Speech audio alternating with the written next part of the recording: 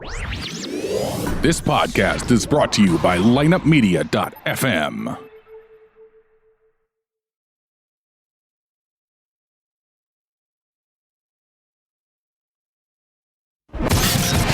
You know what they say about one bad apple? Well, we've got two. Gather round, boys and girls, and get ready for a different kind of story time. It's American Animals. All your favorite athletes, entertainers, and weirdos are coming to you like you've never heard them before. It's uncensored. It's not safe for work. It's a goddamn zoo. From the OC to oh shit. Join Erik, Bad, Apple, and Ian, Uncle Creepy McCall. Every Wednesday on Hot Button from 5 to 7 p.m. Pacific. American Animals on Hot Button. Get some. 25. Wow. 25 shows 25 for American fucking Animals. shows. That's 24 more than you fuckers thought we would make it. Fuck you. You can do it. It's wow. And you know, I mean, it's exciting, I guess. Half a year down. I mean, we figure if we're going to try and do. I guess almost 6 months. Yeah. Wow. Man, just 25 more years and we'll make some money doing this. Jesus Christ. I figure we put in 5 years strong, we might make a buck. Welcome to American Animals. I'm your host, Erik Apple, hanging out with, as always, Hey guys. most of the time, Ian McCall. Sometimes he's busy. I have other jobs and I travel and I, have to do shit. And for once in my life, I've actually been pretty consistent in Present something. and consistent, yes. First exactly. time. 25 weeks in a row. I haven't missed one. I know, not one. That's it. That's wow. Fuck. Just gives you a chance to be in Hollywood and get fucking crazy. I've never done anything and showed up every week for 25 weeks. Let me tell you. I mean, a court order couldn't get me to do this shit. Yeah, if it was court ordered, you'd come up with an excuse. Like, hey, well, I have to do this on this date. It's mandatory, and then you get like a note.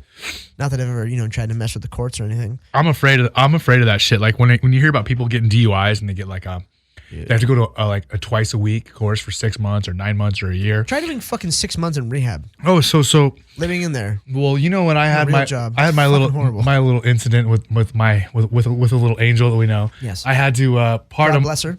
Part of the terms of them dismissing everything was I had to go to a year's worth of anger management, I guess. Yes. And it was exactly what fucking torture. Just because it's every week, and I want to travel and do all this shit. So if you have to do like if you don't want to show up for a week, you have to go see a judge and ask permission. Dude, it's fucking ridiculous. Oh yeah. And then I almost got a DUI. Oh, do you remember that? Yes. I got a DUI and then I got it dismissed. But I was planning on just telling the judge, like, fuck you. I'd rather go sit in jail for a month than do like 9 months of classes. Fuck that. Oh, I know people who've done that. Bao.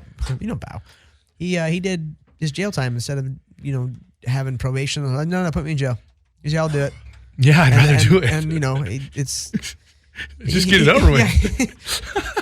Granted, he spent some time as a youth in a youth authority because he stuck a pencil in someone's face. But did he stab someone with a pencil? You didn't know that's why he kicked out of high school. Yeah, he was on the rest. He was Mike, wrestling coach from Reza Abedi from Dana Hills. So I see him. I've been seeing him every morning. He's a savage. But for him to say that because I'm his favorite, but he's like the only. It's you and Bao are the two naturally most gifted wrestlers I've ever coached. This is coming from a world champion. When he's 17, 17 years old was a world champion. He was really. And is he from Iran or Iraq?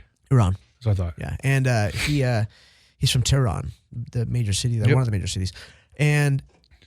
I guess Bao got kicked out of school because he stuck a pencil in some dude's face. He beat some guy up, and the guy got up again, and he's like, dude, I don't want to fight you again. Like, you're way bigger than me. And just the guy grabbed him, so he stuck a pencil in his cheek.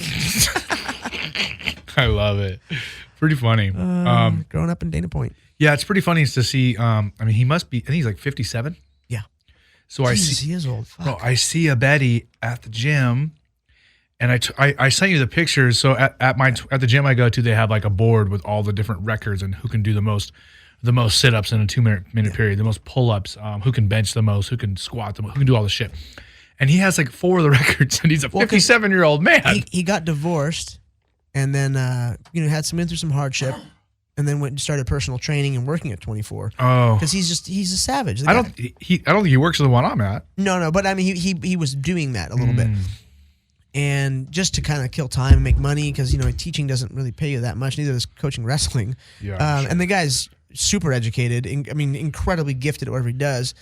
Speaks like 3 or 4 languages, and he just needed something to do. The guy working, I lived with him 2 or 3 days a week through high school. Yeah. When it was wrestling season, even before season to get ready, and that was hard living with that dude because it was. You would stay with him? Yeah. Oh, I didn't know that. Yeah, I was his star pupil, so I would stay at the house, sleep on the couch or on one of the beds, and fucking, dude, he is a savage. He was always feeding me healthy and making me work out, and this grown man, massaging the back of a 15, 16-year-old guy in the sauna. Okay, in his underwear, while I'm just all emaciated and sucked up and all pissed off because I'm cutting weight, and I have this crazy Iranian man who was all hairy massaging my back in his underwear, and people are like, "What the fuck?" And we were at the Aliso Viejo 24-hour fitness, which is like a gay hangout, like a meet up and have sex in the sauna thing. Oh, I didn't know that. And I didn't know that till my buddy started working there. He goes, "Oh yeah, that place is." I was like, "Wow, we must have looked real fucked up in there." Wow. That sort of explains a lot. It's starting wrestling, just it dulls the senses. It's pretty funny to see him in there because it's people are staring at him. Yeah. There's all these people looking at this 57-year-old man. Jacked. Always running around the gym like a fucking maniac. And he never stops. He does one thing, runs to the next thing, does it. He literally runs. Yeah, he's doing like circuit training like in a regular gym, just running from station to station. And everyone's just like, what the fuck is going on? Yeah, he's always been that way. Well, for someone like that, I think it's the biggest thing is you stay in shape just permanently so you can go forever. He's always in shape. And again, he wrestled his whole life. Like the stories that he would tell of growing up as a kid, he's like, yeah, we'd be in our pajamas and my uncles and my dad would be betting on the kids of who was the best wrestler. He's like, because wrestling is all you do over there. Yeah. You wrestle or that's it. So he's like, and I always won. He's like, whoever won, whoever lost, that child, his dad had to buy the rest of the dinner. He's like, we never paid for dinner. I mean, dude, if people understand, to become a world champion in wrestling, it usually, mostly, 99% of the time happens when you're a man, when you have man strength and you've honed your craft over thousands of hours of wrestling, and you've been lifting someone at least as heavy as you your entire life and clubbing on people, just kicking the shit out of each other. So he did that his whole life and became a world champion at 17. That's still boy strength. Yeah, I got to have the shit kicked out of me by him through high school. How old is Aaron Pico? Is he 18 now? 19? He's 18. He's seemed pretty studly for an 18-year-old. He was fucking badass. He tied at the qualifiers for the Olympics and missed the Olympics by one spot, right?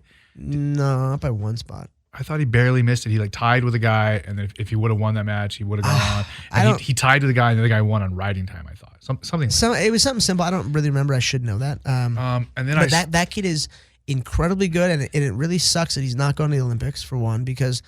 Well, he's going to go when he's 22, and he's going to fucking be just fine. Very true. But he could go on MMA. He's already got big sponsors and contracts and all this crazy stuff. And I remember hearing about the kid when he was like 12. Yeah. And he's been training in boxing already the whole time. He's a Golden Gloves boxing champion. Yeah, but that doesn't mean as much anymore. Well, I know, but still, the kid knows how to box. But he's a world class wrestler at 18 years old. I feel like 30, 40 years ago, a Golden Gloves champion meant something. But it seems like every fucking dude has one of those, and they're like, I see like average dudes who are, I'm a Golden Gloves champion. You're like, you don't look like There's a lot of meets, but if you get like state meets and big amateur events, like stuff that leads you up to. Do they even have that around? I've never heard of that around here. Have you? They have it, but you just need to look for it. I never heard about it. It's a lot of those competitions I think are back east. Yeah, that's what I'm saying. They're more or less out there, but we have good boxers out here. We got really good boxers out here. It's just it's just not as prevalent, I guess. What I was going to say, there's that other wrestler who I believe is he's in the University of Missouri. He won the gold medal this last summer, and he's only a junior. Varner. Yeah, kind of big blonde guy. Yeah. And he wrestles like 202 or something like that. He's only a junior in college. Yeah.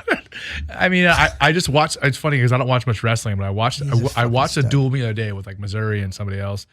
And they had that dude I just came off a fucking gold medal and he's back wrestling college dude. Yeah. It must be so intimidating to be in college. I mean, listen, if you're wrestling in the Big Ten, you're legit. I get it. But still, I mean, the guy's an Olympic gold medalist. You're still that's a different world. Like I can hang with college guys, good college guys wrestling, just because I've been wrestling most of my life and I'm good. But man, you get in with international guys, and it's totally a fucking different world. One time I threw, or I should say I foot swept a high level guy that you might know him. I'm sure you know him. You've probably been annoyed by him at one point in your life. And I foot swept him. Hector Lombard? No, in front of everybody, and of all people, Uriah was like, "Oh my god! Oh, holy shit!" And I hit a perfect foot sweep on him, and he landed on his back, and I didn't even cover him. And next thing I knew, I was like a wet blanket in the air and just getting slapped on the ground. He just got upset, just got annoyed with you. Yeah, I was like, "Fuck, dude, really?" Well, we talked about Chris Weidman and Yoel Romero. Different worlds, man. Romero punked him, like did some just basic sweeps and trips and just fucking chucked Weidman to the ground. I think twice and just like, but it's not. It wasn't just like, oh, here's a takedown. It was like a bitch. Like, you got bitched. Yeah, you're getting like thrown to the ground. It's like it's not good for the psyche at all. Well, speaking of getting thrown to the ground, I think you're gonna start your real camp now, huh? I am. I'm starting a real training camp. I mean, I've been training this week. I actually started. The fight's actually been made official. It is February 11th in Brooklyn at the Barclays Center, Barclays. I'm fucking excited. I haven't been to New York in way too long, and I've always had a great time in New York. Been in New York three times. Yeah, and I've always had a fucking killer time.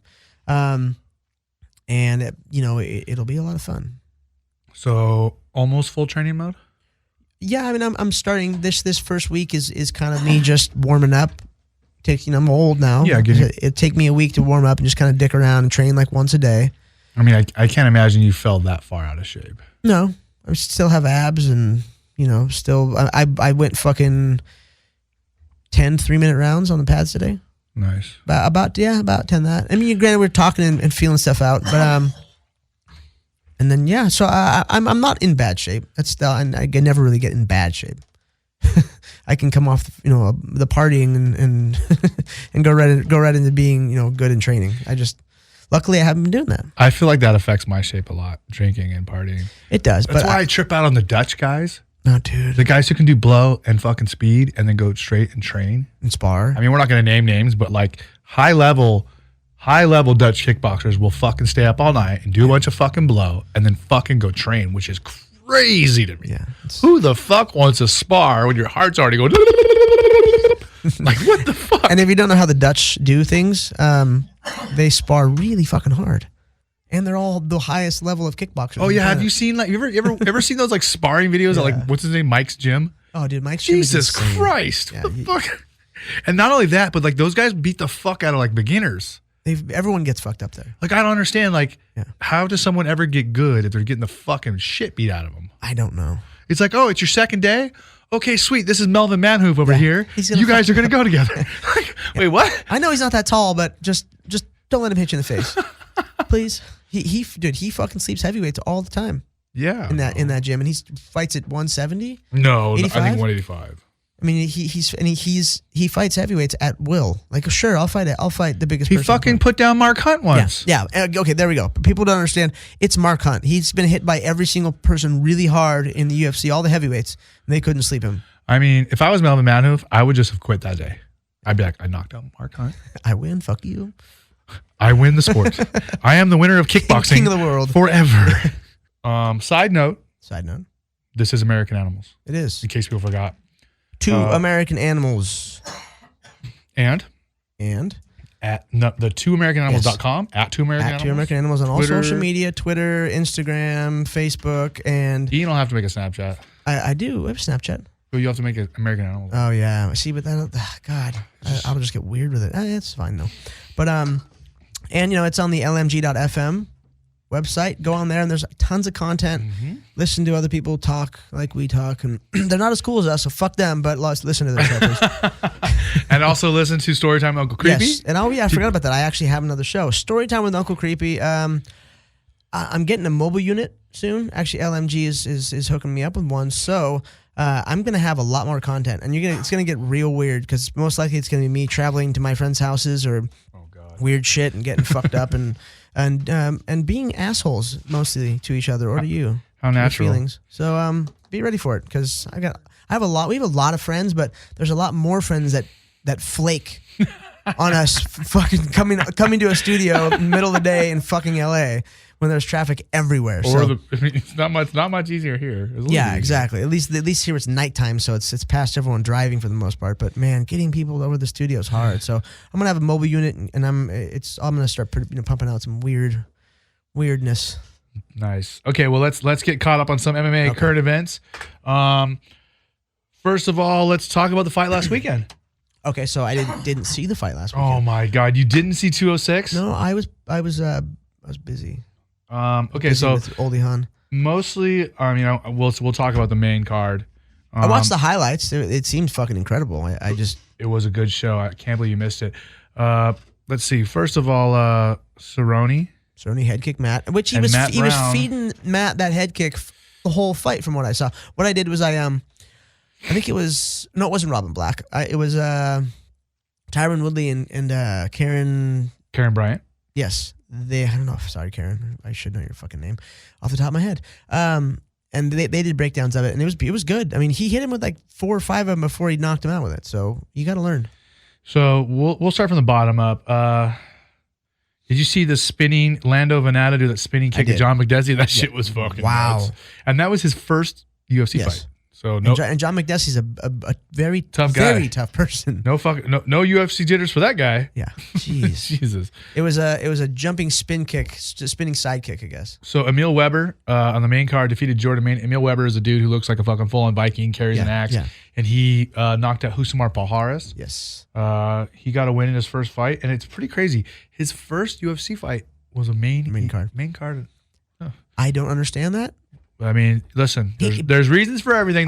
These people are smarter than us. They're obviously looking for more Scandinavian fans, pushing that. And and he's also good. So I mean, I guess he somewhat deserves it technically speaking, but he went out there and he struggled a little bit with a guy that is that.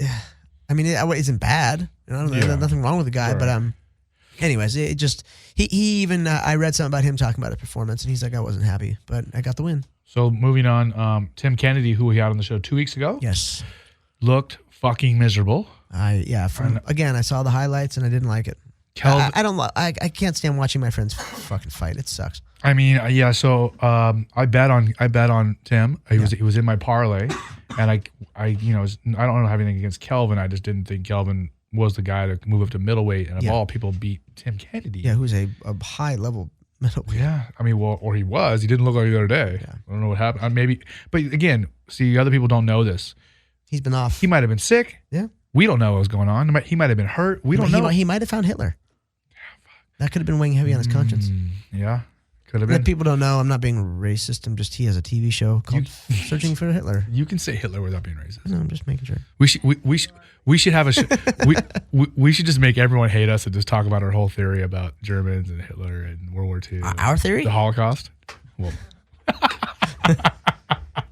I'm just kidding. Let's move on. Okay, so our buddy Cub, who was on the same show. Holy shit. Fucking fight of the year. Jesus. Yeah, the highlights was just them literally just punching each other in the face. There was nothing else. Them just slugging at each other. Well, Cub is a tough cookie. Yeah. Number one, a long time ago, I remember like me and Justin Levens and some other guys giving it to him.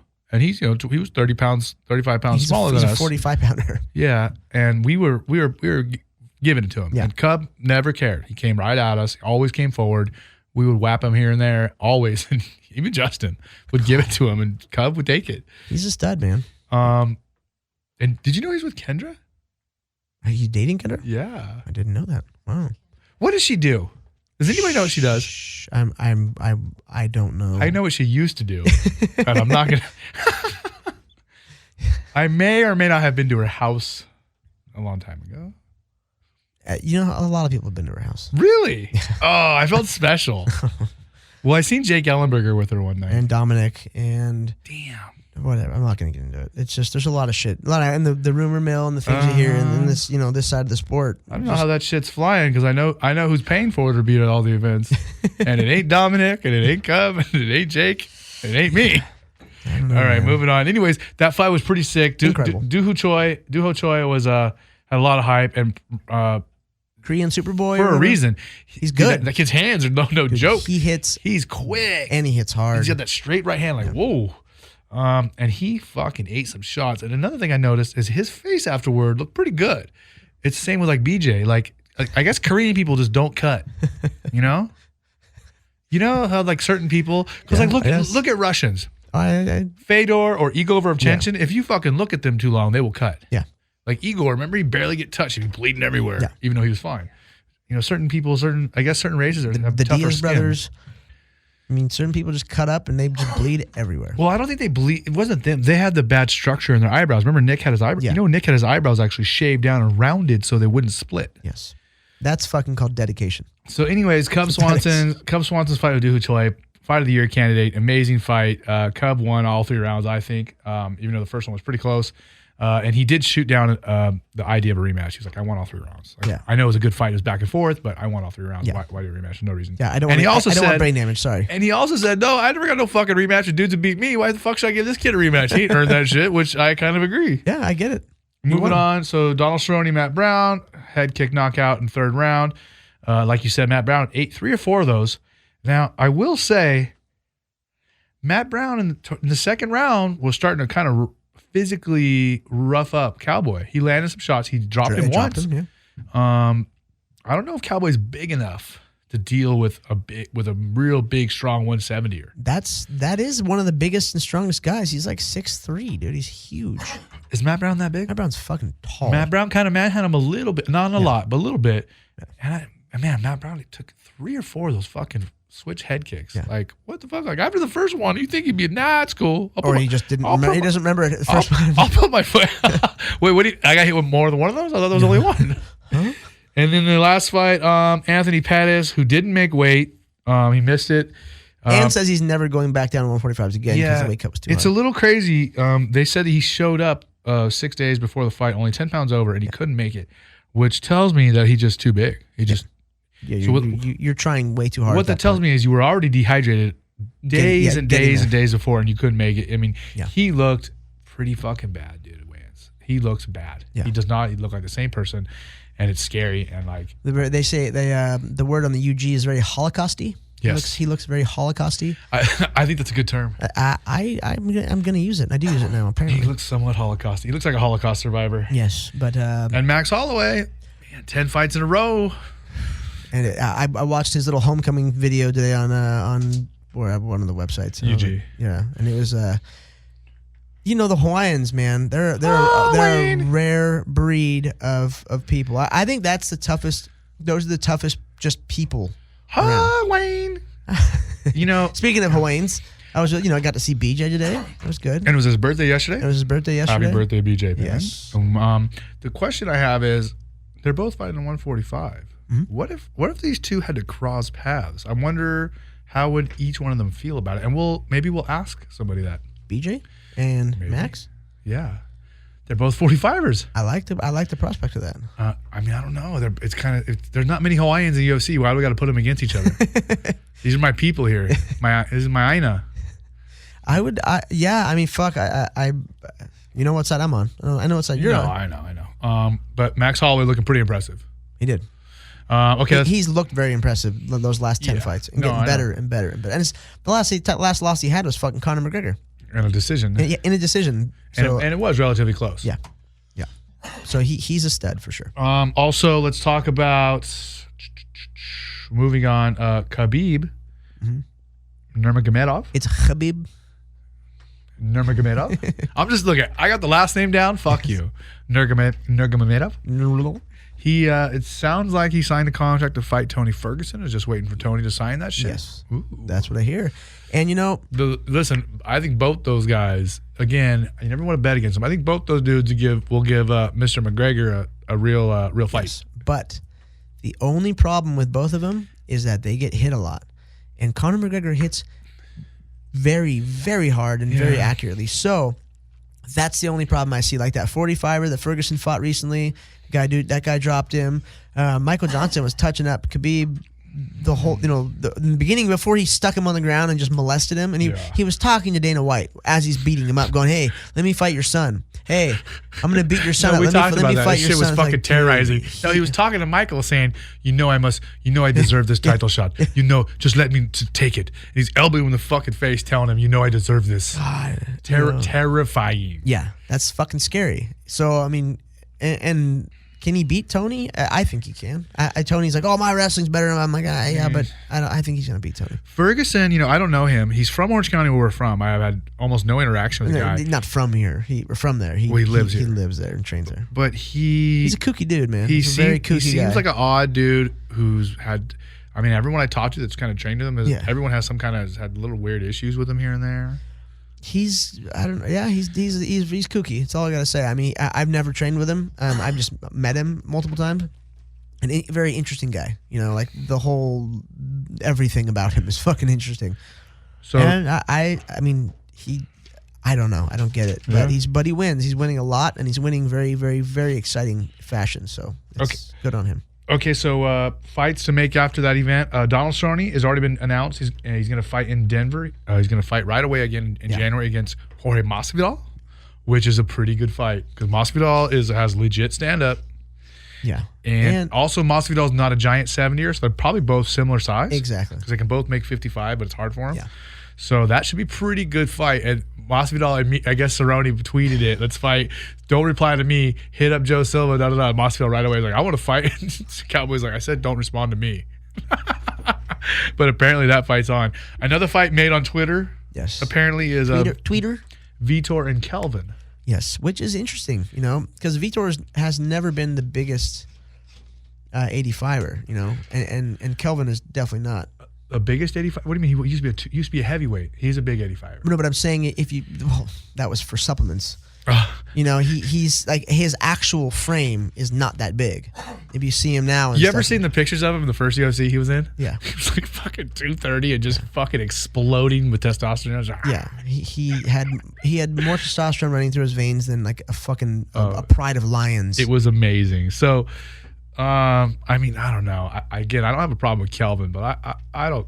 He ain't gonna bully fucking Vitor around the feet. I'll tell you that much. Yeah. You ain't gonna fucking scare Vitor. Like Tim Kennedy was kind of scared boxing, was sitting back and not even throwing hands and just throwing his body kicks to keep him away. Vitor ain't doing that shit, bro. No. Bro, are you ducking me? You ducking me? I'm gonna do this for Jesus, man. For the Jesus. So don't you know? Two pretty good fights. Another thing that might be happening is Nick Diaz and Robbie Lawler 2 might be supposedly being lined up for UFC 209, son.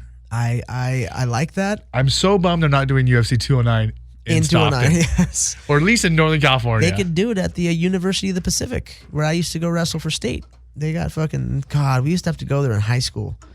Really? We'd have to go. That was where the state championships were, and they changed them every so many years. And I remember getting there the first year as a freshman, and I was like, this place is fucking horrible. Yeah, Stockton is. For anybody who hasn't actually been to Stockton, like, it's not a joke. It sucks. It's not like fake. They're not making it up. Like, the place is fucking legit. It's a shithole. Fucked up. It's a shithole. Okay, another thing I want to talk about. John Jones submitted Dan Henderson in the. Did you watch it? Underground event. I just saw the end of it. I watched it, and John is so incredibly talented. It's disgusting. But I really wasn't impressed with his jiu-jitsu, honestly, at all. And then to see that Luke Rockhold called him out, who's a legit black belt, apparently, correct? Yeah. I think, who knows? Because it's John Jones. He's a fucking savage. But I would love to see that match. I don't want to see him in Chael. He challenged Chael, but like what? That's not really a challenge, bro. Like you're way bigger, longer. I didn't hear him fucking call it Josh Barnett. Yeah. So for hopefully him and Luke can get down on that, and that'd be awesome. I think Josh Barnett would be a little bit difficult for him to submit. And speaking of Mr. Rockhold, I did speak to Mr. Rockhold today, son. Really? He's in Florida. Just out there being fucking beautiful and I think batting off herds of women, horny women, crazy horny. I think he's a Blackzilian. He's again, he's doing whatever the fuck he Or wants. he's either I don't know if he's at ATT or the Black Williams, but he's out there training. And he's not always beating off the beautiful women. Sometimes he's chasing the mediocre ones. Yeah, what happens? He's like a Nick Diaz. I'm just building up the myth of Luke Rockhold because he's, look at him, he's fucking perfect. Our friend Nick Diaz has no problem talking to mediocre girls. Well, hey, some ugly chicks. Or He doesn't. fat girls He doesn't or, discriminate. Everyone has their type, and Actually, we just happen to like good-looking chicks. Nick's in Hawaii. Okay. And Ashley was in Hawaii. Ashley, just last weekend. My ex. Yeah, your ex. And she told me, she's like, our lawyer. She saw. Well, yeah, she's our lawyer. She saw Nick, and she's like, just like always, he's hanging out with a 6, and stoked. Yes, fucking stoked on it. Did you see the video he put? Did you see the video he posted on Snapchat of the dude training? No. Oh my God, I'm gonna show you the next song. It's fucking amazing. It might be the best Snapchat I've ever seen. So Nick, fucking good job, Nick. Last thing we're gonna talk about. The UFC announced today that they have a new division yesterday. 145, and they heavyweight girls. Holly Holm and Jermaine Randamie, which are, they might as well say fucking temporary versus temporary champion. So Chris feels like she's ready to fight you and fucking eat you alive. And you know what? I understand why she'd be pissed, but I also understand from what the UFC is saying or Dana's saying is that we offered her a couple fights and she's not ready. So we had to make this where it wasn't a slight against her. It's just business. Listen, I don't know why. She should be like, yeah, cool, I'm going to fuck. Yeah, fucking give it to anyone. I'm going to get it. Yeah, I'm going to get that motherfucker. I'm going to snatch it off out of the dead hands of whoever fucking you give it to. She will beat to death any girl on this planet. Hey guys, this is Erik Apple from American Animals, and if you like our show and you're a real MMA fan, you got to check out Funky Van Askren, Joe Warren, and Sean Wheelock on the Lineup MMA podcast. These guys got some of the biggest name guests in the entire sport of fighting, and they talk about the shit that other fighters are scared to talk about. So check them out on iTunes, Google Play, Stitcher, or lineupmma.com. Welcome back to American Animals. You are hanging out with Erik Apple as always, plus Ian McCall, Mr. Uncle Creepy. Don't forget www.2americananimals.com, plus all of our social media at 2American Animals, because we are a couple animals. That's on Twitter, Facebook, and Instagram. Yes. Oh boy. And we have yet another esteemed guest on the phone, none other than Trainer to the Stars. Yes. To the stars. And let's see. How many former champions, current champions? Well, wait, I wasn't done with his introduction. Oh, sorry. And one of the scariest guys in Orange County bars and nightclubs, Jason Parillo. Yes. How's it going, Coach? Mr. Parillo, how you doing, sir? That is now my new favorite introduction right there. Is that the one? The guy in the bars, the guy you got to be scared of. Yeah, I mean, who else walks in the bar and goes, "Yeah, I'm the toughest motherfucker here"? He will. What's going on, guys? We just, for our listeners and people who don't know, we've been trying to get Mr. Parillo on the phone with us for quite a while. And I'm not going to lie, Jason, I can get fucking A- celebrities on the phone easier than you, legit. Isn't that crazy? It's such a smart ass. I'm a nobody. You can get a guy at A-. Why would I? Can't you get an A+? I can get I feel like a guy like yourself, Erik Apple, can get an A+ on that. I know you got some A+ guys. Well, I meant for sure, like a guaranteed thing, like guaranteed. See, if it's an A+ star, he has to put out. If it's A-, he doesn't really have to.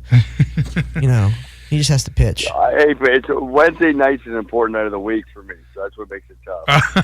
Jeez. So, Jason, go ahead. You know how everybody's busy on a Wednesday. Yeah, Wednesdays are always hectic. It's a big deal. It's a big deal.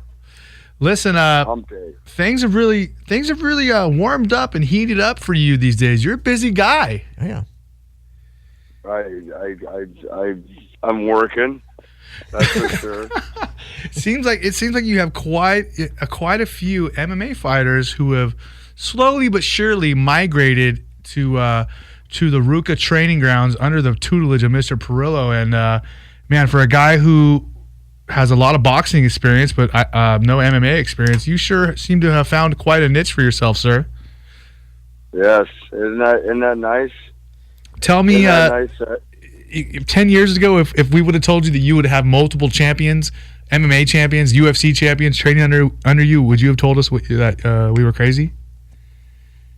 I would have said, well, I mean, in all honesty, when I started training, I started obviously migrating completely over to MMA about 10 years ago, and fortunately, the first real MMA guy that I started working with ended up winning the world title. That was BJ. Obviously, he catapulted me into MMA. In all honesty, but you know what? I've always known I was going to be coaching people. I'll tell you that much. I've done it since I was 18 years old. I've trained people. I guess I say I was a trainer. I think you graduate from trainer to coach at some point of your career, no matter which way you're looking at it. So, yeah. So what was? Yeah, I would say you. Yeah. Go ahead. Are you guys? What are you guys doing? Are you guys arguing? We're listening to you talk. We're listening to you. But are you talking and listening at the same time, or no? I can't tell. I'm sorry. I got an echo in the background here. Well, Jason, what was it that brought you to train BJ in the first place? I was training BJ while I had been him many years prior, but Pat Snorri, you know Pat, yes. Guys, of course. PM. That's what brought me to train BJ. Ruka had sponsored him for many years in the BJJ world, and they always stuck by him, and he stuck by them, obviously. And Ruka, Pat connected me and BJ. Oh, okay. So, would you say at this point? I mean, Are you there? Can you hear us? Can you hear us, Hello? Jason? Jason, you got us? Oh, there you go. Yeah, there you go. So would you say Now I can hear you. would you say at this point that you are a full-fledged MMA coach? If somebody asked you, what do you do? Would the first thing you say is, I'm a boxing coach? Or would you say, I'm an MMA coach? I would say I'm a boxing coach. I would say I'm a coach first and foremost. Yeah. I mean, if the three of us were sitting in a fucking bar right now, I'd be coaching you guys through the night. I'd be coaching you the whole night. You sure would. That's how it usually goes. I'd make sure you get to the last round for sure. So, Jason, I want to know, have you changed? How much has your coaching evolved over the years as you've taught boxing to more and more MMA fighters? Because, I mean, let's be honest. I mean, you don't really have an extensive background in wrestling or jiu-jitsu. You know, you had a boxing career yourself. You fought in a boxing ring, and you grew up around boxers. So, how much have you had to adjust your coaching for this sport, or has it been the opposite? Have you sort of ignored everything else? Said, look, I'm just here to make you hit harder. I'm not here to worry about the rest of the disciplines. Well, I guess a little bit of both. In all honesty, I've been around MMA since it was no holds bar. I mean, back when we opened up LA Boxing in '92, I mean, there was guys all over. I mean, guys fighting. I mean, Orange County, we had guys around town, Tank Abbott, Chemo. We had Sean McCauley, who fucking opened up LA Boxing, and he was fighting older. I've been around these guys doing this wrestling and jiu-jitsu shit for many years. I get it, and I don't, obviously I've been involved in it myself. But I think to myself, if you can become a better boxer, like if you can learn to fight on your feet with your hands and move like a boxer, it really, really benefits your MMA game, no matter which way you're looking at it.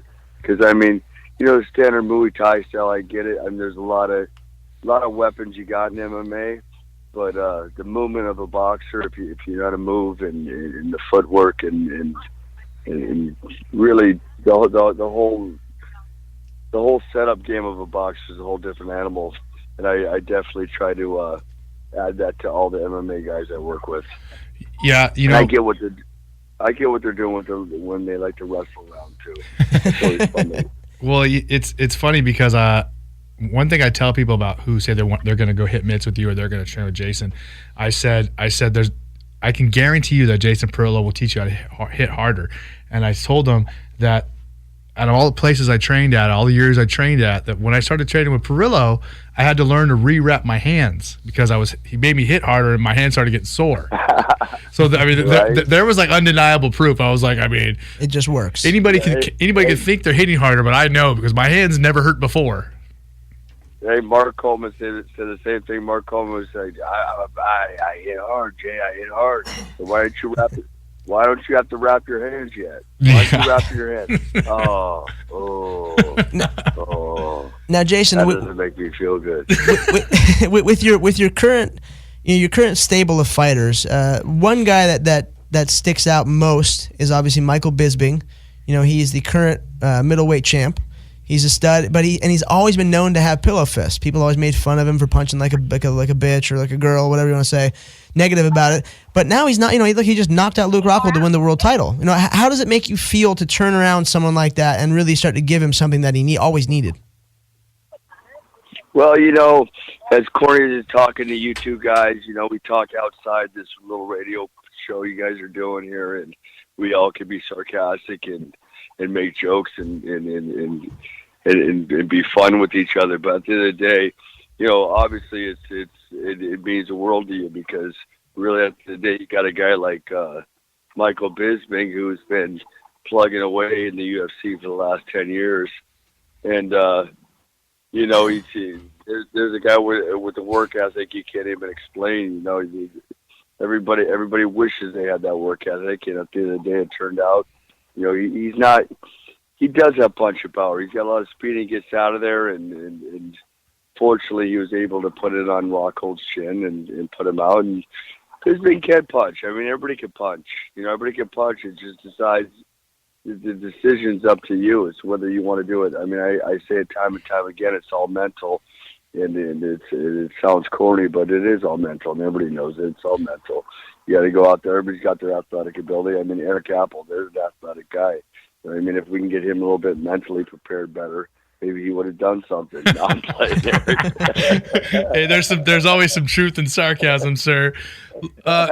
One thing I want to say about Mike is when he knocked out Luke, your corner cam shot was possibly the fucking greatest pose, the greatest thing I've ever seen from a corner man. You folding your arms and not saying anything was hilarious, Jason. Perfect. Jason, what was the first fight you worked with Mike? Because Mike, just like you said, he's a guy that's a hard worker. And he's been hustling. I mean, to win your first UFC title at 37, after having a couple big losses to guys like Tim Kennedy, Vitor, Chael Sonnen, Vanderlei, and Dan Henderson back in the day, to fight through all that and stay at it really shows his work ethic. But what was the first fight you started working with him on? It was Brian said. It was right after he lost to Chael Sonnen. Nice. Right after that, we started working together, and I guess I don't know how long was that. 5 years ago, I guess maybe 2012. Yeah, I've been with him almost half his career, I guess, if I think about it. And we really got. I mean, it took a while to get his attention though, because Michael's a high-strung guy, and and he knows a lot himself. He's been around the block. You get these guys that are veteran fighters, and the guys that have already been around the block a little bit. You gotta. It takes a little bit of time for them to adjust to you, and they start responding to you. Really, Well, Michael's like yourself, Erik. Michael's a guy. You know what? And it's funny because he busted my balls last time I saw him. He said, "You didn't think I could beat Rockhold or Anderson Silva." No one did. And that's the thing with Mike is. Well, for one, I don't know if he beat Anderson. That's close. He got the win. It was close either way. So either way, he put himself in contention. He beat him. Let's not go tick for tack on that. That was Ian. That wasn't me. But the point being is Mike really is a guy who just puts his fucking head. I mean, he talks a lot, but he puts his head down and just goes forward and does the work and hustles. And it's one of those things like what is that old saying? Like the guys who work the hardest are the ones who always get lucky. You know what I mean? Like yes. It's like, oh, weird. That guy worked his ass off, and he just happens to be the one who's getting lucky winning fights. You know what I mean? The saying is this. The saying is hard work will beat talent if talent isn't going to work hard, I believe is what it is at the end of the day. And Michael will work harder than everybody in the game. And I say that, you know, and I don't want to be disrespectful to any other athletes that I train. Sure. He is a hard worker. I mean, he really is a hard worker, but he's nonstop. He really wants it as much as anybody, and he's made as much money as anybody. Yeah, it's funny. He's made fucking tons of money. He sure prior has. to winning the world title. Yeah, I know that. I mean, and to make that type of income and have that money and be able to still support your family, but still have the mindset and the desire to still win and work that hard to win a world title. I mean, it's special. It really is. Like I said, no matter which way you look at it. Bisping's a guy who, like you said, you put him up against certain guys. He doesn't, you don't look at him and think, well, he can beat everyone in the middleweight division. But I mean, man, he's really racked up some big wins by just working hard and nose to the grindstone. And you know what I mean. When you work hard, he always comes to fight, and that's what turns a lot of people down, because they don't understand that. Sure, you can say whatever you want about the guy, but he's always going to go in there to fight. And he's going to fight tooth and nail for everything he's got. And anybody. Yes. Yeah. I mean, like anybody, you got to think about it. I mean, he's not the biggest middleweight, and he stepped in front of plenty of light heavyweights and any middleweight that they put in front of him. Yeah. Well, he won the show at light heavyweight. Yeah.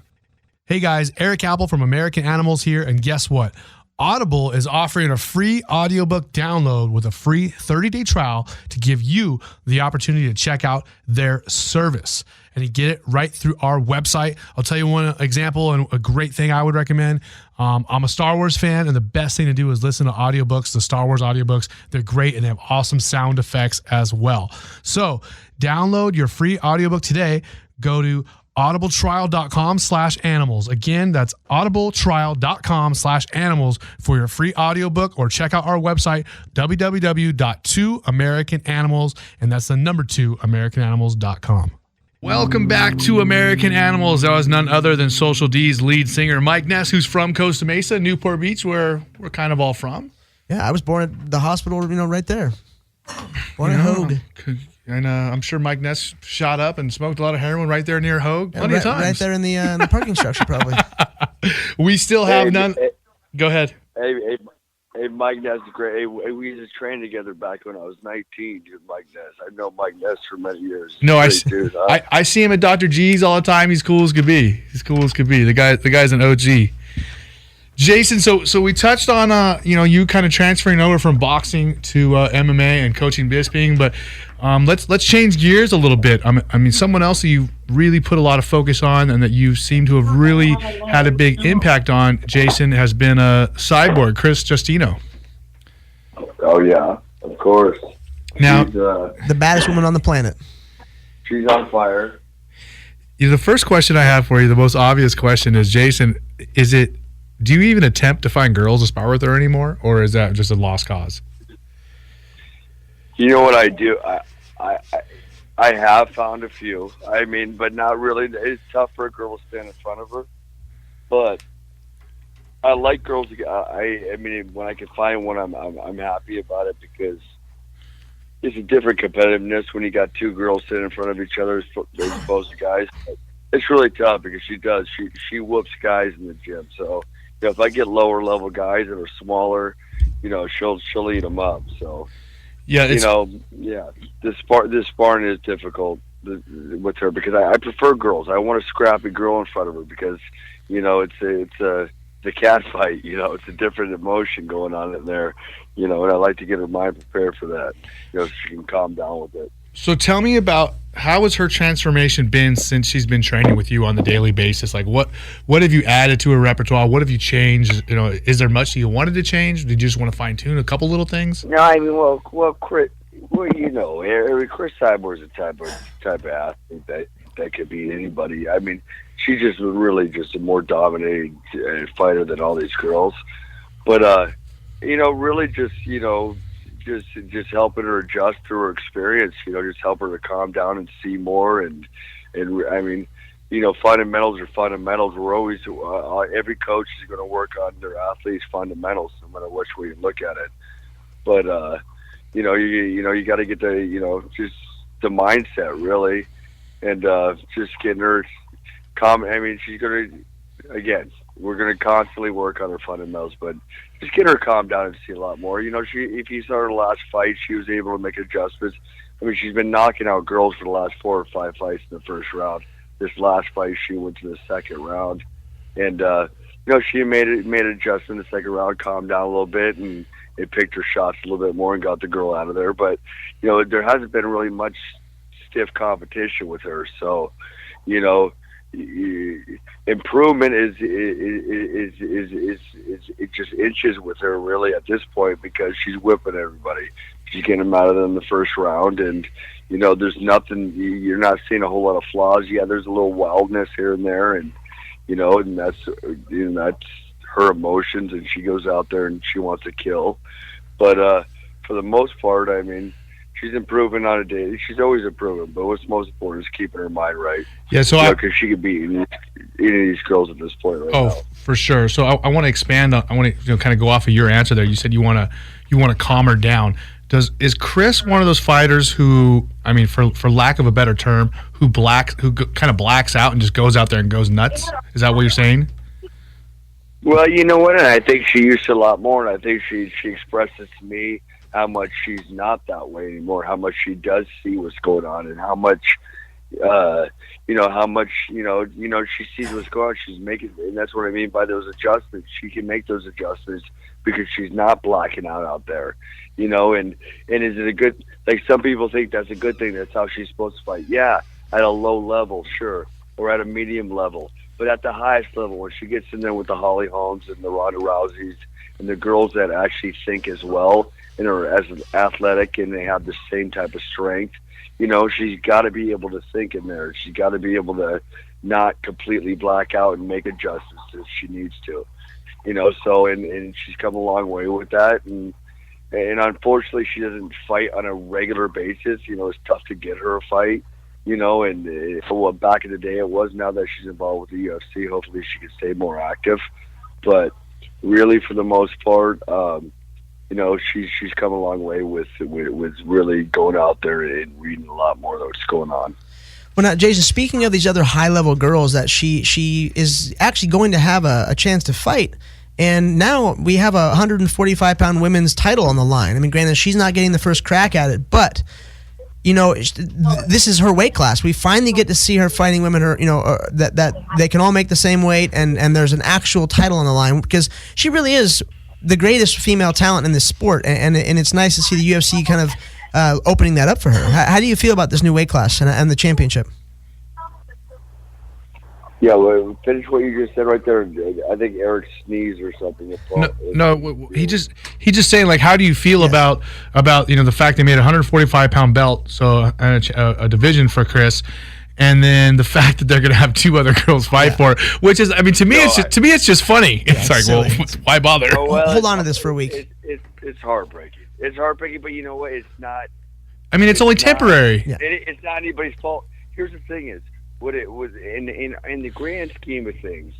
This is the first fight at 145-pound division, and what we got to have gratitude for, for Cris Cyborg and on her team, and for everything. No matter what, we can't sit there and fucking count the negatives. We got to count the positives in this situation. We actually have the 145-pound division being made. That's it's a big deal. Who gives a shit? You know what? If we're not the first person to take it, who gives a fuck? You just keep plugging away. I tell her, keep plugging away. You just keep training. Like, nobody needs to lose their mind on this. Is she upset? Does it really bother her? Because to me, it shouldn't. It's just like, look, they had to make a fight with someone. It's just temporary. I don't know if it bothers her or not. I don't know if it bothers her or not. All I know is this. All I know is the division has been made. It's something that she and her whole team, myself included, have been campaigning for a long time now, for the last 4 or 5 years. And it's happened. You know what I mean? And we should rejoice and be happy with it. The facts are she's not fighting for the first time, for the first title. And that's not the. She still should say the gym. You guys both know how this game is. Do people pull out? Do people get injured? Does shit happen? Could something happen between now and February 11th? What is the date of it? Whatever it is, sure. Yeah. Stay in shape. Maybe we will get a crack at the first one again. Maybe we'll get but regardless, it doesn't matter. She's going to win the world title.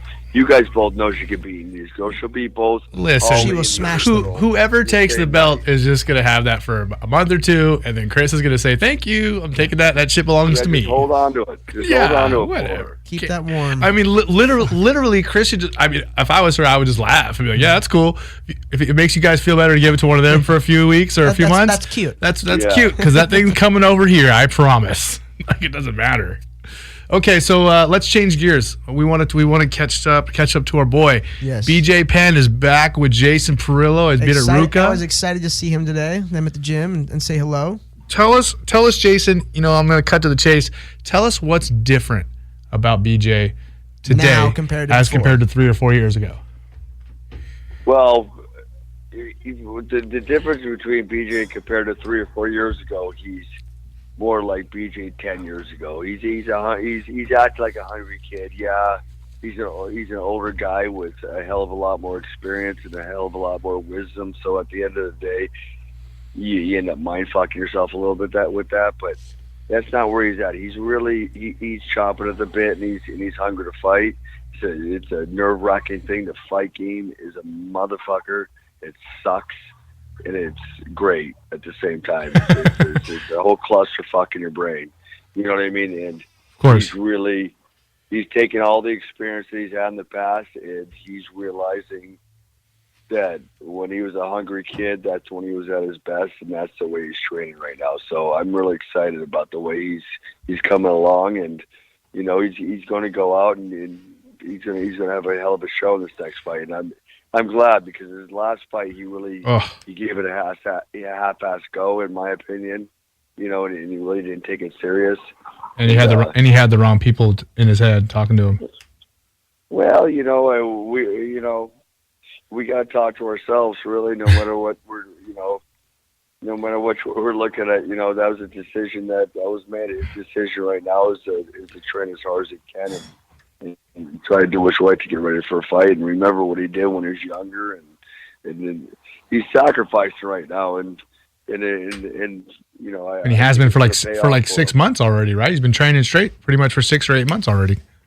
Correct? He's been training for a while. Yeah, he's been training. He's been training now for a little bit, 4 or 5 months. Jason, he's always been training. He goes back and forth with training. Even when he's been retired for the last 2.5 years or whatever it is, and you know, he was down there fucking, you know, plucking taro and going to the gym and training himself then too, you know. He's a fighter. This is what he does. Like, you know, if anybody wants to concede, if anybody wants to go against the grain of the fact that BJ Penn's fighting today, they're fucking assholes because that's what he does. And that's like, that's what some people, you know, that's what they do. He's a guy that would do it. He's a guy that would do it for free. He's not doing it. He's not doing it for money or fame. If he was just sitting there doing an everyday Joe Blow job, you'd be sitting in his job looking for a fight. For sure. Jason, is the plan for BJ to be in Orange County from here till the fight, or is he? Do you know if he's going back to Jackson's? We're going to plan on popping out to. We're planning on popping out to Albuquerque. I'm going to try to get out there myself. I'm not sure I'm going to make it, but. Because I know Greg Jackson was planning on working the corner as well, and he spent some time out there, and you know he developed some relationships out there as well, and you know they got a great gym out there. We wanted to go out there and you want to see how you do out there working and sparring with some of the guys out there. So, you know, we might pop out there. We're planning on popping out there next week, and then we'll probably finish up in Orange County, and then shoot out to Arizona. Nice. Now, Jason, Yair Rodriguez, the BJ's opponent that called him out, doesn't he also train at Greg Jackson's? Off and on, I think. Off and on. Well, you know what? Yeah, apparently, yeah. I think Greg's even working it. I'm going off hearsay right now. I don't know. I think I do believe that he's worked out at Jackson's. I don't know how strong his ties are there, and I don't know if Greg works his corners or whatnot, but Greg's already committed to cornering BJ for this. This whole MMA fight world is all, ancestral anyways. Everybody, you run across and guys fight each other in the same camp sometimes, I think, at the end of the day, no matter. It's kind of weird, isn't it? Yeah. Guys train everywhere, train with everyone, fight their teammates. Like, see, I'm not about that. Yeah, well, that's why. Well, that's why it's tough when that's this whole team thing. I'm not going to go on a tangent about this whole team thing. Blows my fucking mind. No, and I don't mean to be where like family, like my family. You've been training now 2 weeks. Yeah, see, I guess we're kind of old school. Like, we figure like those are my teammates. That's who I train with. I ain't bouncing around going to every fucking gym in America and making friends everywhere. Like, these are my guys. Fuck everyone else. Yeah. Well, I mean, hey, unfortunately, it's an individual sport, and we got friends, and you got people that you connect with. You know what I mean? That's just really what it is. No matter which way, sometimes your teammates end up being your biggest enemies, and that's what the sickening thing part. That's the sickening part about it, right? Yeah, I guess you're right. Teammates end up being your biggest enemies because they're the most competitive with you. You know what I mean? On a daily basis. You got to remember, it's an individual sport.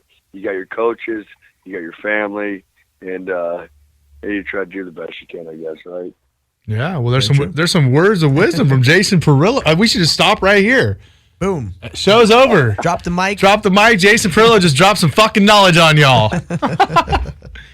Jason, I have a question for you. How can people find you on social media? Do you even want them to find you? Or do you want to be left alone? Just Parillo Boxing, my Instagram, or my name, yours truly. All right. Erik Jason Parillo.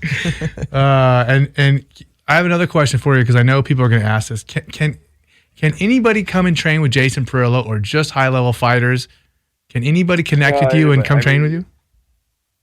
Anybody can. I want to train everybody. Whoever wants to train with me. I love training people. That's what I do. Write the check, and Jason will be there. Unfortunately, I do have 2 L's in Parillo when you're signing the check. Okay.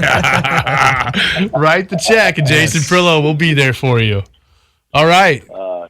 Hey guys, thank you, Coach. For having me on, man. I really appreciate it. Jason, you are the man. We appreciate it. We are both 100% in you and your fighters' corners, and who knows? We'll probably see you tomorrow or Friday. Very soon. Cool. Thanks, guys. All right, man. Have a great night. Bye. All right. Bye. Well, that's it, Jason Parillo. It's always good to talk to Jason. That's like the 4th time we tried to get him. I've never worked. I've worked out at Ruka, multiple times, but I've never had a chance to work with Jason, even though I've been friends with him for, I don't know, 5-6 years, and I've trained with BJ. But it's always it's awesome that he's a very interesting guy. If people have never just met just a crazy ass. Do you know much about him? Oh yeah. You know that he used to put the fear of God in like every bouncer and every wannabe tough guy at Newport Beach. If you knew how big he is, he's not a big guy, but he's a crazy ass old boxer that is really good and really tough. And the guy hits hard. Yeah, for someone who walks around at 160 pounds. You see the way he moves. Like he's. I don't want to box him. And mentally, he's a savage. He's a fucking savage. Yeah, he's an animal. He's an animal, 100%. And if no one's seen the Ruka gym they have, it is a beautiful facility. It looks like an art studio. It's got Ruka and Retina, the artist who sells stuff for millions of dollars all over the walls, and it's inside the Ruka warehouse. There's a fucking skate park there. It's pretty amazing. It's probably the coolest place to work in that sort of space. If you're at a personal training gym, it doesn't get any better than that. And you see all these pro athletes, and you get a chance to be a part of a culture and a weird lifestyle surfing thing in Newport Beach, and it's an awesome place to be. Yeah, it's a pretty awesome facility, and we both are fortunate to be able to train there. Just so you know, a little live update. Yes, Anson Inouye is messaging us on Twitter.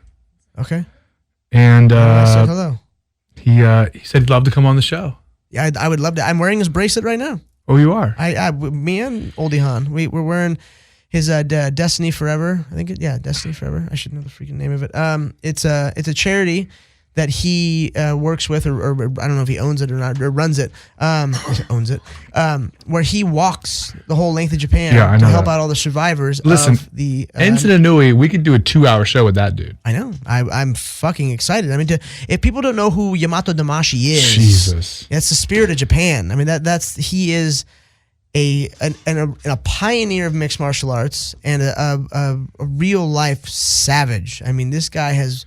If you knew the things you hear about, like the legendary stories of this guy in Japan and Hawaii and Guam, and oh man, that's a fucking bad dude. It's awesome, and it's someone I've kind of grown a friendship with. He sends me these bracelets, and I kind of help try and promote, and it's just to talk to a legend like that it's always awesome. Okay, well, he's in Japan right now, so I don't know how we would talk to him on WhatsApp or Skype.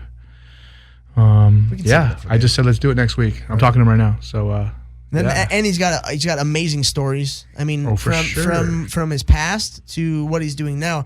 The guy, walks the distance of Japan, the whole distance for charity. I don't know how many miles that is, but it's real far, and it's not easy terrain. Japan's a very cool place where it's if you go way up north, it's snowing cold. It's some of the coldest weather on the planet. The most snow. I think Japan at one point or one part of Japan gets more snow than anywhere else on the planet. This is Erik Apple from American Animals, and if you're a real MMA fan, you know all about the UG, that's the underground, and mixedmartialarts.com. I'm on there every day, and so should you be. I'll tell you what, they do a podcast on Lineup Media FM every week, and it's hands down one of the best MMA podcasts out there. They get huge guests, and they do an incredible job getting access to every part of the sport. Check out the show on iTunes, Stitcher, Google Play, and ugpodcast.com. Yeah, like I said, Sage Northcutt, Mickey Gall, I'm invested in it. Main card? And, Mickey went to train at TriStar. Yeah, interesting. And that's where Sage trained. Sage trained there a couple times, and then he just decided it was too far from home. He was homesick, blah, blah, blah. So Mickey hit him up and was like, yo, Faraz, what's up? And he moved there. Yeah. He's living there in the dorms. So that's legit, buddy. Yeah, Sage left. Why not? That is a very good gym. That is a world-class gym, one of the for surely top 5 best gyms on the planet. It has to be. And Faraz Sahabi is a wizard. I got to sit down with him and Greg Jackson before. In a gym, just talking, like on mats, stretching, and just especially getting them two together. Because I think I just did some sort of workout, and I sat down to stretch, and then we just all started chatting. And man, those guys are fucking smart. Well, we're taking let's take a little turn off of this fight preview and talk about that. Now, was it a competitive talk? No. Or were they actually like sharing ideas? Sharing ideas. And that's kind of weird to me because some of their best guys compete against each other. Yeah, but they both have a very similar thought process, I guess. They're very, they see things from a different perspective, maybe altruistic, That's a big word for you. Woo-woo, you know what I'm saying? Woo-woo. Big word for you. I just moved the mic so I can get a better look at how beautiful Goldie Hawn is. And, man. She's so hot. I want to touch you. Get your fucking dick beaters off my girlfriend. Dick beater? Yeah. No, I beat with my dick. I beat them with it. Beat them? Greg Jackson, Faraz Zahabi in the same room. They're smart guys, and it was cool. It was cool to sit and talk with two very smart, educated men, and they're educated on multiple fronts, not just mixed martial arts or one form. Greg Jackson. Now, I met Greg Jackson probably 14 years ago. When no one knew who he was. The very first King in the Cage I hosted on TV. It was in New Mexico. It was in Albuquerque at the Santa Ana Star Casino. Lovely. I hosted that with Eddie Bravo, and Greg Jackson's Gaido Jitsu was represented. That's what his art was. Gaido Jitsu. I have no idea what the fuck that is still to this day. And Greg was just always a cool fucking dude, and let me tell you something right now. He looked the fucking same 14 years ago as he does now. He looked like he was old then. Yes, he hasn't aged a day because he's always 50 years old. He's an awesome guy, though, 100%. But going back to how the story got started, Mickey Gall went to Faraz, went to TriStar. He's living there. And there's something to be said for that. Like a guy who moves to a gym with a bunch of savages as compared to somebody who is doing their own thing, kind of running their own show. And now this is me speaking from the outside because I don't know who is training with Sage Northcutt on a daily basis. He might have fucking animals in there. From what you hear. I really doubt it, though, because I don't think there's a bunch of animals in Dallas. From what you hear, it's garbage. From what you hear, his dad runs his camp, and his dad's a fucking idiot. And this is just the rumor mill. I don't know. Well, I've never met either one of them. he's not training with his dad. He's been training at a different gym in Texas, in Dallas, with another guy. I just watched on the preview show the other day. Yeah, see, that shows how much I watch. But you know, that was a big thing for me when I hear about the dad thing. I always just shake my head at that, because you have to deal with, when you spend as much time in gyms as I do. Yeah. For my whole life, you see these dads, the trophy dads, that are just fucking idiots. That you're poisoning your kid. Your kid is a great talent. Just give him to us and fuck off. Yeah. We'll train your kid, because you're not going to do it right. Yeah. So I'm interested in that fight, but Sage has been in Orange County. He's been training. He's trained quite a bit at Classic. Yes, I saw pictures of that. With Tyler Wombley, and Tyler is with him right now. He's cornering him. Oh wow, Tyler's a good kickboxing coach, man. It's interesting, right? Yeah. So shout out to Classic Fight Team. Shout out to Tyler, his cornering. He didn't get Sage on the show with us tonight, dickhead. Asshole.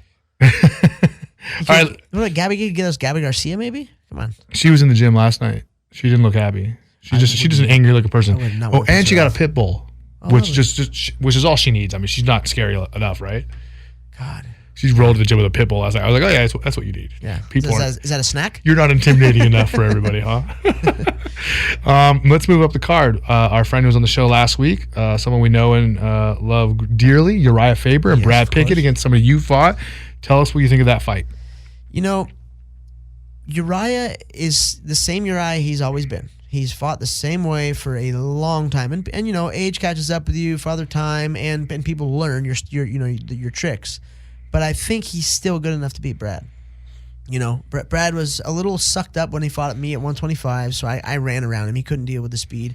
And I think Uriah is going to be, you know, a little quicker than Brad, but not all that much, because Uriah has slowed down a little bit. But I think he's got everything to beat him. And you know, that choke series he has, the front headlock, you know, his guillotine, his rear naked choke, he's a fucking backpack. He's a human backpack. Yeah. So I think that he submits Brad, because I was able to take Brad down relatively easy, and you know, pass his guard and stuff. And granted, I wasn't able to do much from there, but I think Uriah can for sure.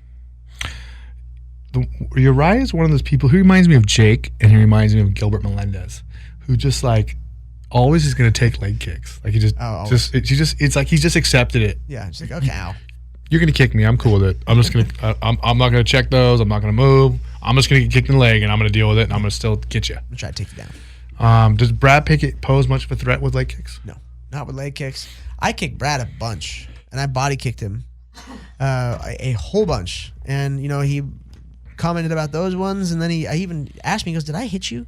Like, did I hit you at all?" And I was like, "Yeah, you caught me like once, one good shot."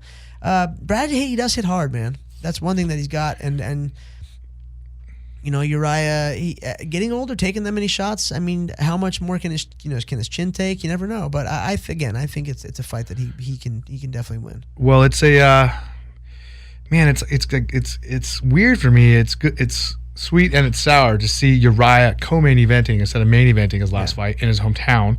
But then it's cool to see his student, someone he brought up, Paige, main eventing. It's weird, right? Yeah, it is. But I guess he's passing the torch. Yeah, he is. I mean, that could have. I'm sure at the same time how it stung a little to have the that kind of switch from you being the main event to having your student. It also was pretty cool, bittersweet, you know. So let's talk about the main event. Paige and Michelle, we touched on a little bit earlier.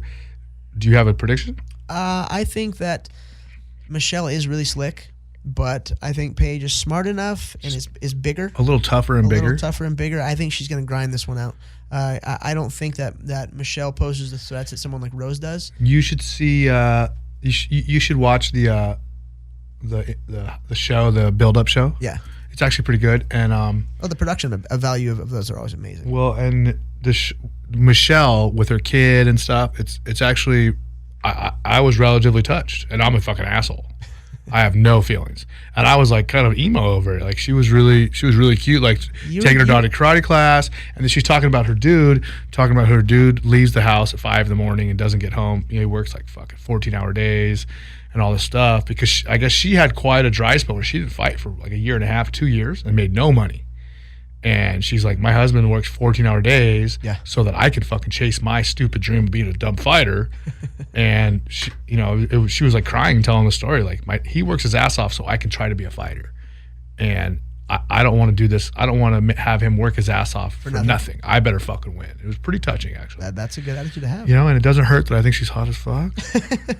I mean, I'm not going to lie, Michelle. I'm a little bit mad that you decided to have a child with somebody else, even though we were never together. She never even thought of you. Oh, no. She, we had some talks. We had there was communication there. Oh, well. This is a while. This is like 10 years ago. This is like right when she was on the, what was the show she was on? The kickboxing show with the girls? I don't know. That's how she got famous. She was on, they had like a contender show with girls. Watch anything with fucking women. Come on. Oh, God. Okay. Athletics and women, unless it's like volleyball. Okay. Hey listeners, Erik Apple from American Animals, and today's podcast is brought to you by Amazon. It's really easy to support American Animals. Before you shop at Amazon, and we know you all do it, go to our website. That's the number 2, AmericanAnimals.com, and click on the Amazon banner on the homepage. It's that easy. Remember, that's 2AmericanAnimals.com, and click the Amazon banner before you shop. Welcome back to American Animals. What's up, bitches? I don't know if the fans like bitches or motherfuckers better. I'm not sure. They're all bitches. You guys should write in the comments. You want me to call you bitches or motherfuckers? Should we tweet that shit? If they don't like bitches, they are a bitch. Yeah, that's true. Exactly. As Olihan is chiming in, if you don't like being called a bitch, you are a bitch. And if you're a bitch, then... But if you do like being called a bitch, you're a motherfucker. Yeah. Again, you could be a bad motherfucker or you could just be a motherfucker. It's kind of like the old... what was that show? Team America. Team America. Now you got 3 types of people. You got dicks, pussies, and assholes. Yes. A pussy is right next to being an asshole. Yeah. But they're both getting fucked. By the dick. By the dick. Yeah. That's how it works. Parillo was fun. Yeah, he's a character. I mean, if you spent any time in Newport, you've probably seen him, been out there with him. He's such a fun person to be around. And a wild man. It's just a straight up wild man who lives a fucking charmed life. Damn. He is the basically head coach. Him and Bryce Crouch, the head coaches at the Ruka Gym. The facility's amazing. The people are great. It's a cool spot. So it's nice to see, someone that came from something that he never really had a boxing career. He broke his hand. He got, a lot of shit went wrong. Well, do you know how he got his main injury? Yeah. At Sutra. Yeah, at Sutra. He got his hand smashed, right? I think he got some kind of big settlement out of that, which he should have. He got more than his hand. He got his shoulder fucked up, I believe. And he was destroying a bunch of bouncers until the fucking giant bouncers jumped on him and fucked him up. But he lost a boxing career, and he was a good fucking boxer. Yeah, a very high level. On the verge of becoming pro, or he already was pro. I don't know if he actually has pro fights. Maybe he has a couple. I'm sure he does. There's a couple, I think. But damn, he's a stud, and he is able to change. A lot of the boxers, especially boxing coaches, don't like MMA. That they're finally coming around to it, I think. Especially if you're such a purist as he is, that they're not all that hot on MMA because those are always. Yeah, they've been standoffish. Yeah, very, to say the least. It's because there's still 2 very large sports. You got the new sport in MMA coming up, breathing down the neck of an almost dying sport, or at least it was a dying sport for a long time. Now, I have to say boxing is coming back. You have a heavyweight division, which gives me a fucking boner about so bad. I have a man boner all day thinking about heavyweight boxing. It's fucking awesome. Really? Okay? Dude, have you not? Well, Klitschko is always going to be there because he's a Russian machine. You have Anthony Johnson, the heavyweight champ from Europe. You have Deontay Wilder. You have Shannon Griggs coming back at 44 years old out of retirement to fuck these kids up because he's a real boxer. I mean, a bunch of savages. I like it. And our friend Victor Ortiz, I think, is going to box again. He's in a box. You've got Vasil Lomachenko, my favorite. Chocolatito, my other favorite. These guys are so good. Pacquiao's still around. Mayweather's still kind of. And we have Connor's going to fight. Conor McGregor. Just I don't like to say I told you so, but I saw a thing with Floyd today specifically saying, why the fuck did Conor get a license in California? Yeah. I don't fucking box California. I'll never box California. Yeah. He said exactly those words. I ain't fucking box California. Why the fuck would he go get that? He said, I reached out to Dana, and Dana told me it's not going to happen. This is what Floyd said publicly. Yeah. He said, Dana said that he's just out there trying to keep his name out there, keep it on top of everyone's mind, and he's just marketing himself, which makes sense. I sort of believe because we talked about this before. Floyd only fights in Nevada. Yeah. Because California will not let him drink purple Gatorade in the corner in between rounds like he can in Nevada, which is just amazing to me that shit goes down. It's fucking Jesus Christ. It's wild. I mean, he's made the state of Nevada probably a few $1 billion. Yeah. And did you see the video of Oscar De La Hoya? What's he doing this time? Wearing women's clothes and doing coke again? Sign me up. Men. It's so funny because that's like a thing with fighters when they do blow. They put on women's clothes? I mean, I can name a ton. Besides people in this room right now, I know several other fighters, like not even just people from our group. I'm talking about, it's like a thing with like other fighters, like people that we didn't grow up with. People party and get. I don't get that. But it's like a thing. Like fighters do drink and do blow when they want to put lingerie on. Or maybe not just blow, but other drugs or whatever the substances they're consuming drives them to put on women's lingerie and to usually beat someone up saying something negative about them wearing that said lingerie. About a week ago, Oscar De La Hoya was on TMZ, fucking wasted. Wonderful. So he's supposed to be dead sober. He's supposed to be sober. He's been in rehab multiple times. Remember when Canelo fought 3 fights ago? Yes. The other dude who trains at Wildcard. Yeah. The Puerto Rican. Cotto. Yeah. When he fought Cotto, which was a huge fight. That was a gigantic fight. Like 2 days before, like the day before the fight, Oscar's like, I got to go to rehab. I'm a mess. Yeah, exactly. And he said it on fucking 24/7. Which is really, it was really weird to me that they made it public and weird. Like, I really think that something bad happened and they had to do that to like keep it from like getting worse. Yeah, he killed another hooker. Something happened. So, anyways, he's supposed to be dead sober. Well, they show him on TMZ the other day, fucking coming out of a restaurant or a bar, and he can barely talk. And dude, it was like a movie. He's like, I'll tell you what's gonna happen. Canelo Alvarez is ready to fight Conor McGregor. He was like laughing and panting, and like he had his friends behind him just laughing at him. Like, fuck. Oh, God. Get him in the car. Get him in the car. Yeah, he was just like talking. You could tell, and he was like, they both look Irish, but only one really is. And he was like, I would love to have these two fight. I'll promote Conor, and he was fucking trashed. Canelo would fucking crush Conor. Canelo fucking, he fights at 57 or something like that. Yeah, or higher, 64, 65. Canelo, he looks like he truly hits fucking hard. He's fucking gigantic, bro. He will crush Conor. How big is in a boxing match? Is he he? does a boxing match. He's not as big as me. Is he? Is that big? He's not that tall. But he's pretty fucking thick. Yeah, dude, he's really thick. Look at his fucking waist. His shoulders are big, but focus on how big his waist is, and then look at his shoulders and go, oh shit, and he's just thick, man. Has there ever been an MMA fighter that went and did a boxing match and did well? I don't think so. Not that I can think of. Realistically, I don't fucking know. On a really high level, no. I mean, you have like guys like Chris Lytle who dabbled in pro boxing, who maybe had a 5-2, 5-3 record in pro boxing, which is okay. But Kimbo had some pro boxing fights, but they were like 4-rounders and 8-rounders or some shit, right? It's because you're a fucking beginner. You're a beginner pro, and whatever. It's different. But. What and then remember when Tim Sylvia got KO'd by Mercer? Ray Mercer, yeah, fucking one punch. Of course, well, that's stupid. Can any of our listeners if you guys can think of any, tweet us. Facebook us, who is one MMA fighter that's had a legit successful boxing career? I can't think of anybody. Well, I mean, now I'm thinking of a boxer coming over. Amir Khan is talking about it because he has the only that major MMA gym he opened up in Pakistan or wherever. I think it's Pakistan, right? Yeah, something Stan. And yeah, and he's a big advocate for MMA, and I think a guy like that who's I know where he's from, Durkistan. Yeah, so that's Stan, and he's a matchmaker. No, he owns part of the Indian one, Super Fight League. Is that what it's called? Yeah, with all the other Durkistanis. Yes, and hey, those guys are fucking savages. They are. I'm all about Team America today. Yeah. Muhammad Jihad, Durka, Muhammad Jihad, Allah.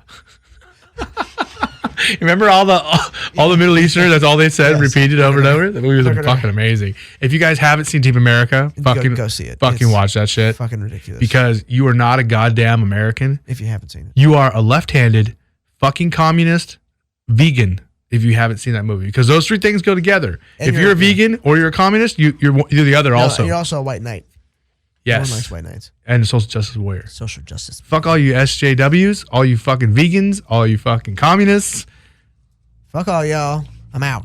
No, we're not done. Oh shit. Well, never mind. We're almost there. Not yet. What else is going on? Man, I'm not going to lie.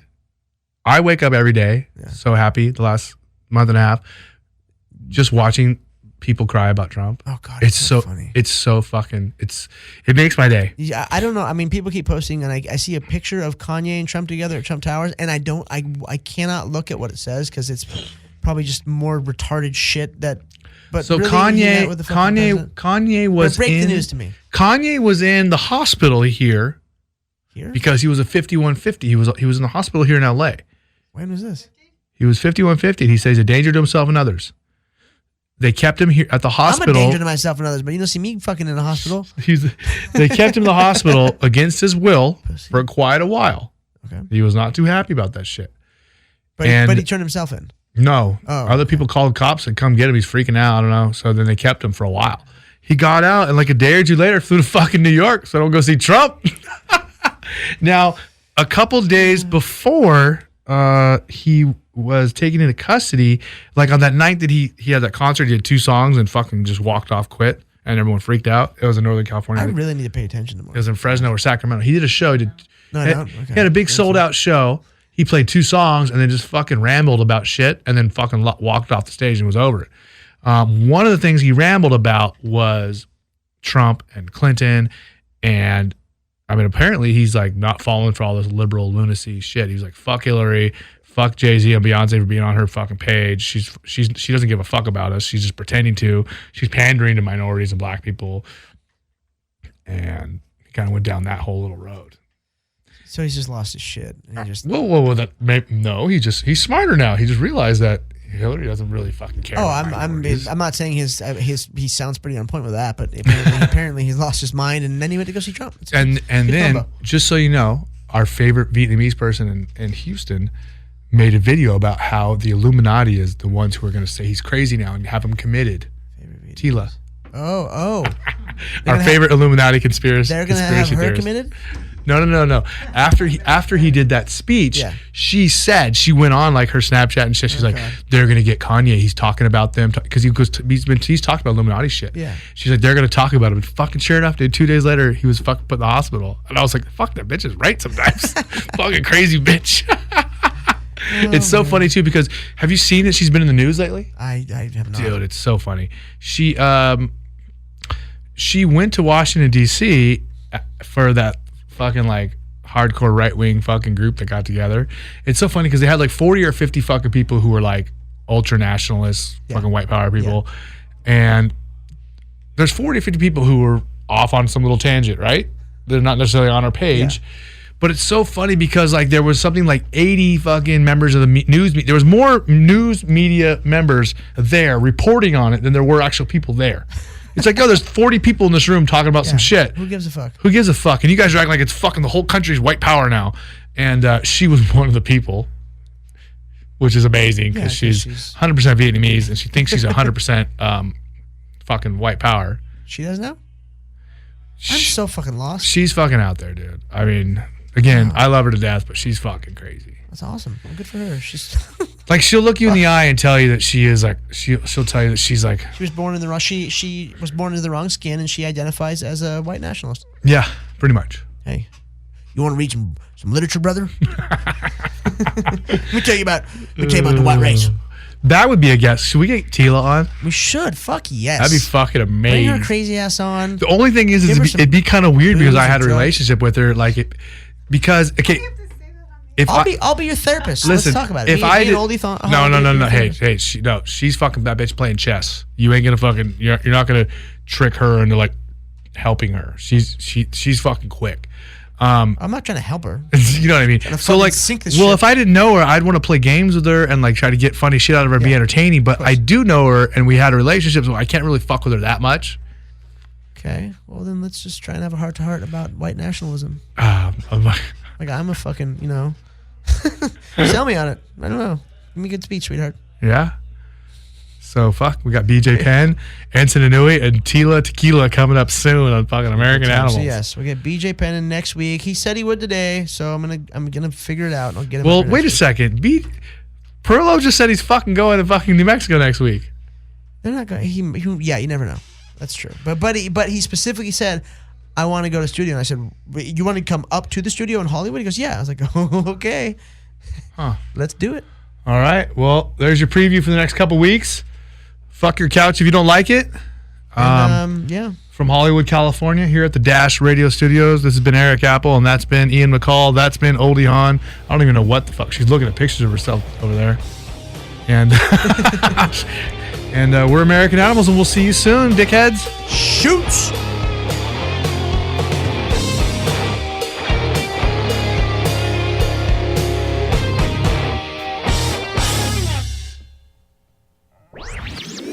This podcast was a presentation of lightupmedia.fm.